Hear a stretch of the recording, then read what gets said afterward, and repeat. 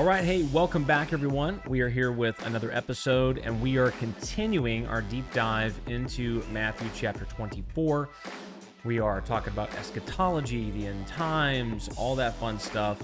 And today we're going to be talking about the Abomination of Desolation. Cue the scary music. And I think a lot of times what happens with these topics is people get into the fanciful stuff.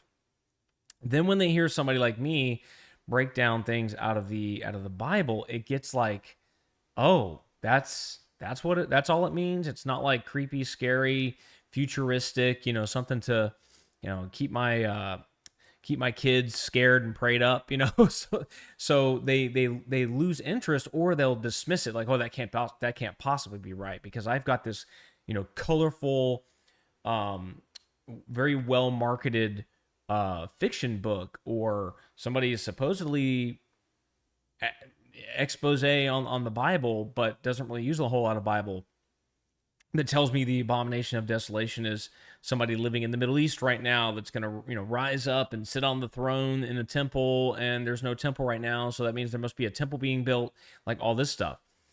So if you are a person who's like, I just want to know what the Bible says, if that's what it is, that's what it is. But if that's not what it is, I want to know what it is. I want to know what the Bible teaches. I want to know what Jesus actually said. Then this is the channel for you. This is the podcast for you. And so keep it locked and loaded here. That means subscribe, hit that little bell notification. You're going to have to change your options so you can get notified when we drop a new episode. And give us a like, comment, all those things that help with the algorithm. And definitely watch the whole video, right? If we put it out, it's 20 minutes, 30 minutes, 45 minutes, whatever it is. Watch the whole thing, because that helps get the eyeballs on the YouTubes. And what happens? Then we get traction, we get pushed higher in the recommended videos and things like that. So again, just small little things that you can do to help the channel, if this channel is hopefully helping you to grow in the Word of God. So we've already had a few videos leading up to this one. We've had one in Matthew chapter 24, and we had one that we basically did a summary through Matthew chapters 21 through 23, explaining the lead up, the build up. What is the setting of Matthew 24? And now we are well into Matthew chapter 24. We're going to pick up in verse 15, which is where we left off last time. So I'm in the ESV. This is Matthew 24, starting with verse 15. I'm going to read a few verses here. It says, so when you see the abomination of desolation spoken of by the prophet Daniel standing in the holy place, let the reader understand. Then let those who are in Judea flee to the mountains. Let the one who is on the housetop not go down to take what is in his house. And let the one who is in the field not turn back to take his cloak. And alas, for women who are pregnant and for those who are nursing infants in those days, pray that your flight may not be in winter or on a Sabbath. So we'll just stop right there. And a lot of books, TV shows, movies, whatever. And again, if it's just fiction, whatever, it's just something to pass the time. Maybe it's loosely based on some Bible verses, and so you're kind of watching it more for entertainment value. That's one thing. But a lot of Christians are inundated with these pictures and visions of this cataclysmic, apocalyptic. I can't get the word out of my mouth. Apocalyptic view of Matthew chapter 24.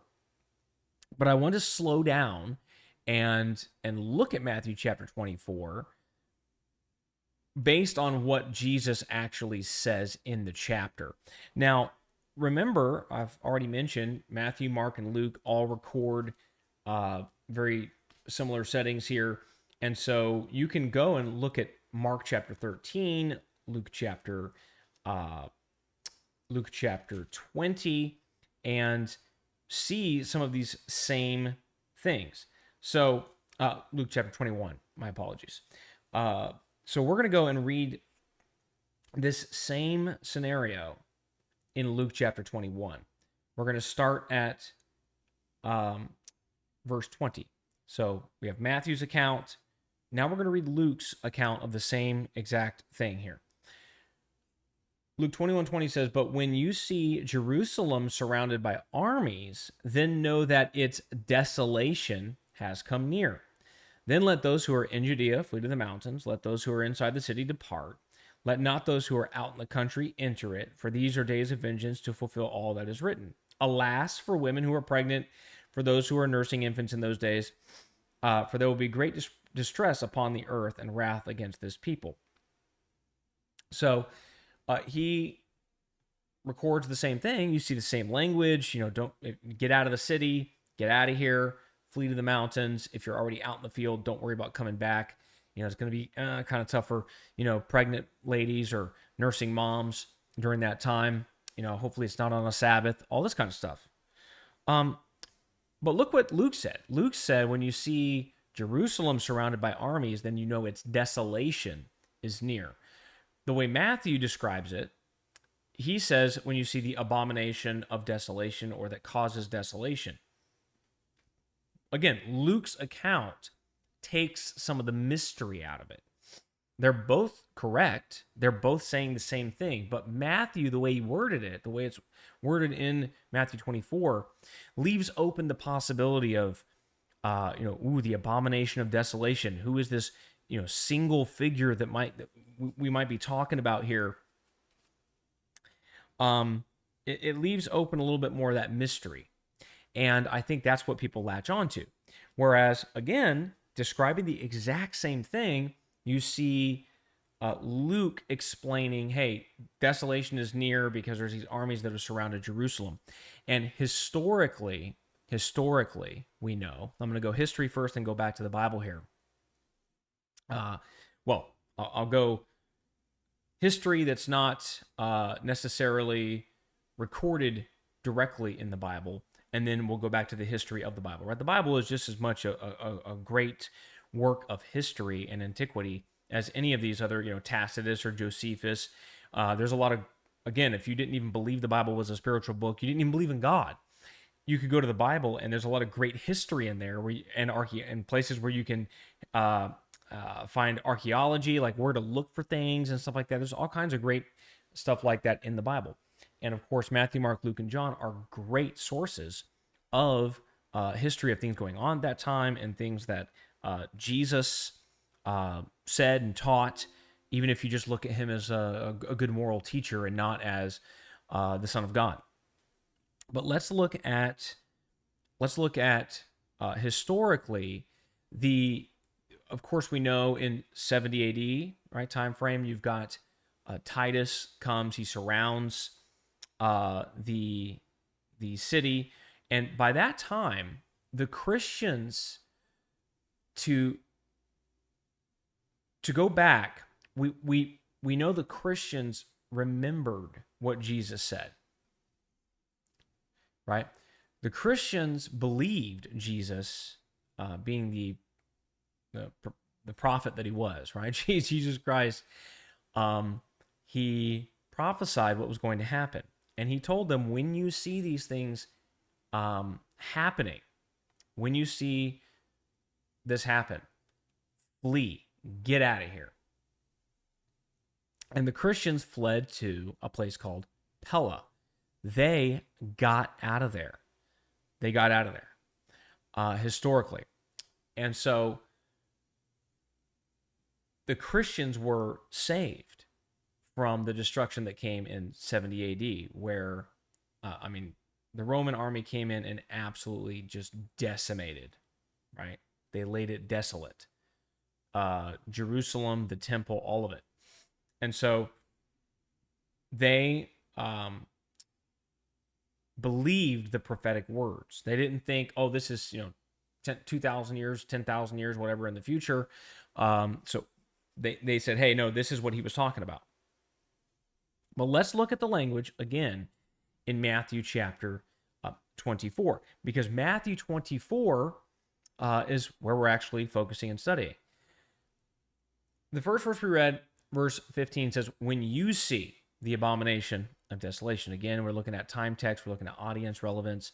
He says you. He's talking to them. When you see what is happening. Next, he tells them, he gives them some instructions. And he says, hey, in order to escape this, let those who are in Judea, let them flee to the mountains, which again, they did end up fleeing to Pella, right? You can look this up. This is what happened historically. And wait a minute. If this is some holocaust in the future, some nuclear worldwide event, that this tribulation that is just the entire world is entangled in this incredible event and destruction, how is it that you can just go a little ways outside of Jerusalem into the hills, the mountains right there, and get away from it? That doesn't make any sense. If this is a worldwide, Mad Max apocalypse, how is it that we can just go to the hills outside of Jerusalem and somehow we're safe now? That doesn't make any sense. Flee to the mountains, right? Let the one who's on the housetop not go down to take what's in the house. What are you doing up on your housetop? Are you a roofer? But again, this is audience relevance. When you see this happening, when you see Jerusalem surrounded by armies, who's the you? It's the people of that day. It's his audience right there. Guess what? They did go up and hang out on the roof of their house, right? We don't really do that so much. Now, there's some places that have little things like that on the roof, but by and large, roofs nowadays, right, in most places that I'm aware of, right, they put a lot of pitch on the roof to let rainfall and snow and different things, right, run off the roof. But in that day, right, it was extremely common in that time to be up hanging out on your roof. Now, there are other places around the world where maybe there's not as much snowfall or rainfall and things like that. But again, why would he single that out? That there's people up on their roof. Don't go back down, because that's the audience he's talking about. That's who he's writing to, right? Well, I guess Jesus was actually speaking. He wasn't writing. But that's the audience that this is written to when it was jotted down. It was disseminated over, roughly 40 years between the time that Jesus may have said this and the time that it actually happened. This is what they said. It also says, don't go back in to get your cloak, right? Cloaks aren't really in fashion right now. Okay? He's got a specific audience in mind. He also says, pray that your flight won't be in winter or on a Sabbath. Again, is there going to be worldwide Sabbath keeping in the future sometime during this incredible, worldwide phenomenon? Because if your journey takes too long, right, you're only supposed to travel certain distances on the Sabbath. Well, I mean, the vast majority of the world does not observe the Sabbath in that way. I mean, even Jewish people don't all observe the Sabbath in this way. So, again, he's talking to that audience. He's talking to those people. All right? When you see this, those that are in Judea escape. And of course, in Luke, you're going to see armies surrounding Jerusalem. So get out of here. Get out of here. And the audience is so important because if we get that wrong, we can push this information into the future and it becomes really irrelevant. It was irrelevant to them because why are you telling us about this, Jesus? That we're all going to be dead. This is 2,000 years in the future. And it's kind of irrelevant to us because we can't figure out, wait a minute, how nobody keeps the Sabbath like this anymore. Wait a minute, how do we got to, you get on a plane and fly to Judea and go to the mountains because this worldwide event? Everybody's confused now. Or maybe he's talking to those people And this is something that happened to them. And of course, historically, we know that's the case, that the Christians fled and went to Pella. And of course, in 70 AD, we had the utter desolation of Jerusalem and the temple within Jerusalem. So now we get to the scriptures in Matthew 24, where it talks about the trouble of those days, the things that are going to be happening. So he talks about just get out of Dodge, get out of there, right? And then he says in verse 21, for then there will be great tribulation, such as not has been from the beginning of the world until now. No, and never will be. So, I mean, people will go, well, I mean, it can't be. This can't be something in the past because we've seen greater tribulations since then.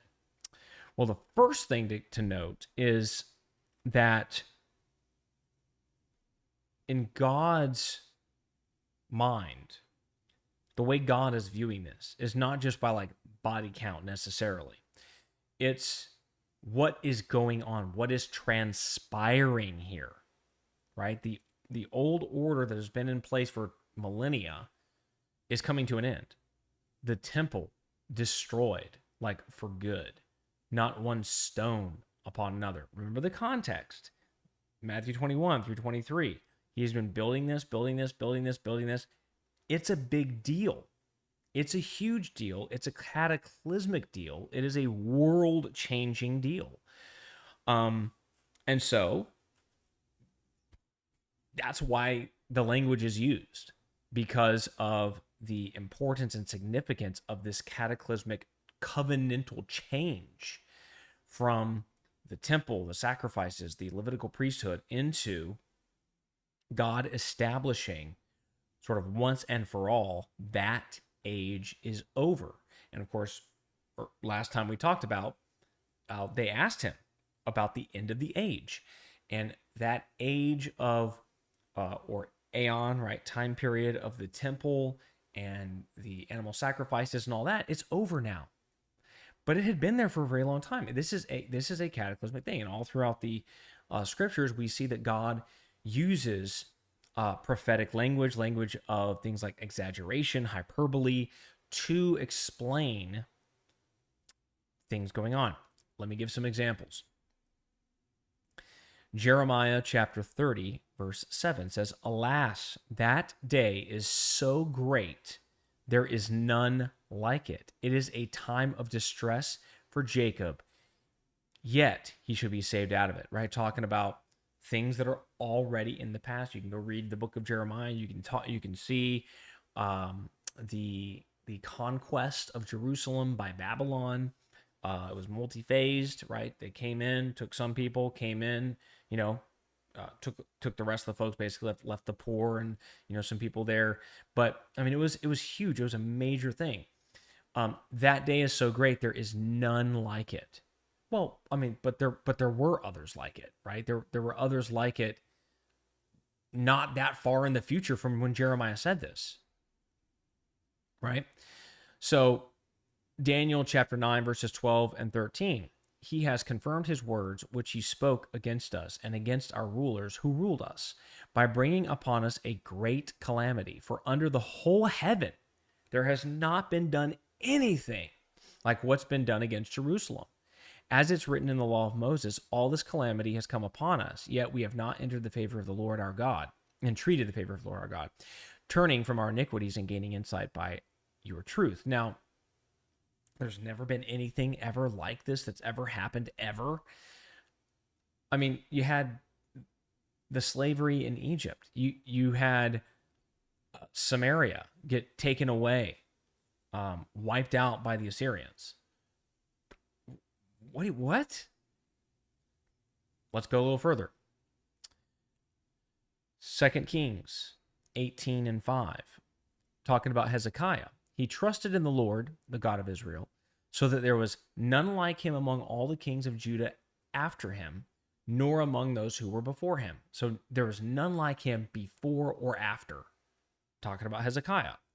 Just a few chapters later, talking about King Josiah, 2 Kings 23:25.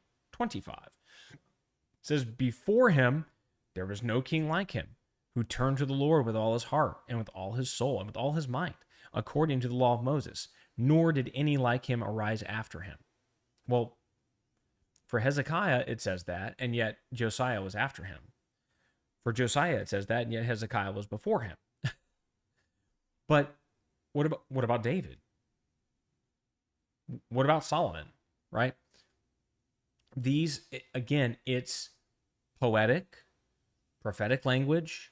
It's not meant to be, it's not meant for us to look at it and go, oh, we gotta, level it here, and then, oh, this guy's right there on the king awesomeness chart. No, that's not what God's intent is with this kind of writing and language. And this isn't like two authors disagreeing with each other. I mean, this is within a few chapters within the book of Kings, within the historical record of the book of Kings. Okay, if somebody's trying to write a narrative to confuse people or manipulate people, or they're not going to, within a couple of chapters, completely destroy their position. This is the same kind of language we use today. If you're writing about something and you use some hyperbole or metaphor or something, it's not that you're lying in any way. You are using writing style, linguistic style. This is what they do. This is what all the biblical writers did in every book of the Bible. They have their style. They use things like metaphor, hyperbole, simile, all this stuff, personification. Let's go to 1 Kings chapter 3. 1 Kings 3:12 says, behold, I now do according to your word. Behold, I give you a wise and discerning mind, so that none like you has been before you, and none like you shall arise after you. Now, this is talking to Solomon. None shall arise after you, right? In wisdom. You're just wisest guy ever. But in Matthew 12:42, it says, the queen of the south will rise up at the judgment with this generation and condemn it. For she came from the ends of the earth to hear the wisdom of Solomon, and behold, something greater than Solomon is here. Well, I thought Solomon was told, nobody after you. Again, this is man, this guy is the greatest ever. Nobody could ever top this. Nobody. And then 3 years later, somebody tops that record, right? Do people really believe that like this no one could ever? No. I mean, this is like, at this time, he's the greatest. This is the key, and we're saying great things about this. This is how the destruction of Jerusalem, right, can be viewed through biblical language, that it is hyperbole.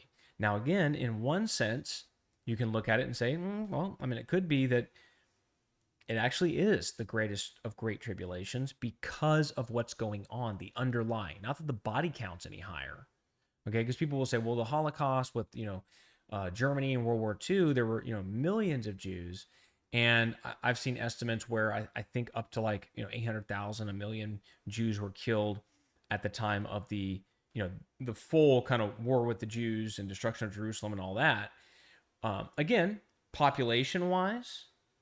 Ratio-wise, the number of total Jews compared to those that were killed, I think it was much higher than during the time of World War II. But just raw numbers, World War II is there were more killed.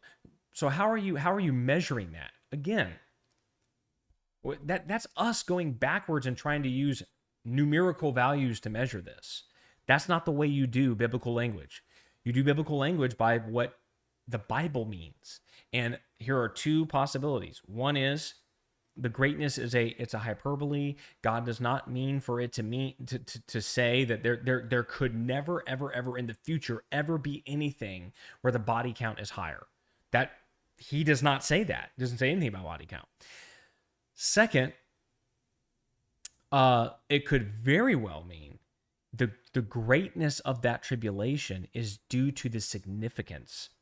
One of the examples that I use sometimes when people talk about, how can God punish people eternally, like, in hell, for instance, for something they did in time. They disobeyed him in time. It's temporal. They got 70 years, 80 years, 90 years, or whatever. They disobey him. They reject him, but then they are punished in eternity. And that's an easy thing to understand, right? If somebody throws a rock and hits me in the head, okay, maybe they'll go to jail or whatever. But if somebody throws a rock and hits the president of the United States in the head, okay, which of those two crimes, same exact thing, right? Which of those two crimes is going to be prosecuted more harshly, do you think? Yeah, you and I both know. Because it's not just the crime itself, but it's who it's committed against. The greatness of the crime depends on the vantage point, what you're measuring. Same thing with, somebody, punches two guys getting in a fight and, one of the guys punches the other one versus some guy walks up on a playground, punches some random kid in the face just for no reason, some 5-year-old kid playing there, right? Those two things are not going to be prosecuted the same. Why? Because of the nature of who the crime was committed against. So when we commit a crime against an eternal God, an eternal punishment is not outside of the realm of possibility here, especially the eternal God who the only reason we exist is because of that eternal God. He's the one that gave us the life. He's the one that gave us the soul. But I get back to this conversation. In this conversation, the point is the greatness of it is determined by what? The mind of God. God says, oh no, there's nothing as great as this. What is he meaning? There had been other covenantal changes before. You had the Adamic covenant with Adam and Eve, and then you have Noah. And God makes this kind of new covenant with him. And apparently, God is saying, no, the change in covenant status, the change in the nature of the covenant, right, is so great here, right? This tribulation that's going on, this destruction, it is a great thing in the eyes of God, right?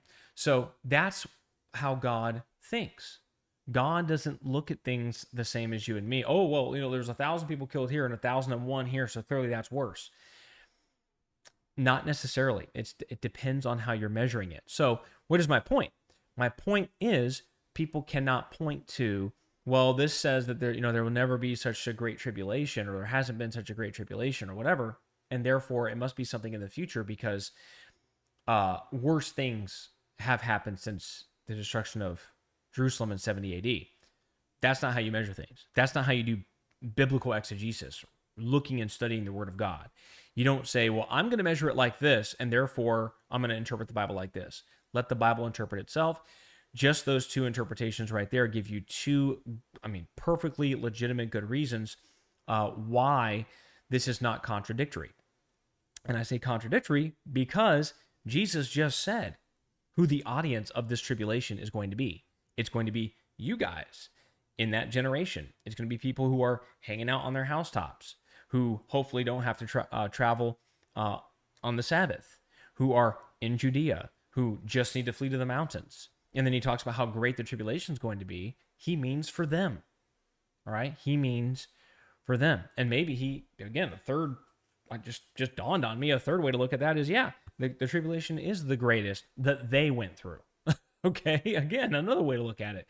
Doesn't have to be, oh, no. See, he talked about how great the tribulation was, and therefore everything Jesus said about fleeing to the mountains and all this stuff, oh, no, we got to ignore that and push it 2,000 years in the future. I don't think we need to do that. I think we need to let the Bible speak for itself. And certainly the Christians during that time did understand what Jesus meant. They did flee Jerusalem when they had the opportunity. When the Romans came and then they kind of backed off and Christians got out of there and then they came and besieged the city, they ran to Pella. And so we need to follow the biblical model. We need to follow the words of Jesus, and we need to believe and understand what he wanted us to believe and understand. So I'm going to leave it right there with Matthew 24. We're basically leaving off with verse 21-ish. And so we will pick up with a continuation on our next podcast. Don't forget to subscribe, comment, like, share. Give me your, what are you getting out of this? How do you read this? Go read these scriptures. Go read these passages. Let me know some of your thoughts as well. And until next time, hopefully you're reading your word, reading your Bible, getting into all of these different scriptures, and developing this understanding biblically for yourself. Love you guys. God bless you. We'll catch you on the next podcast.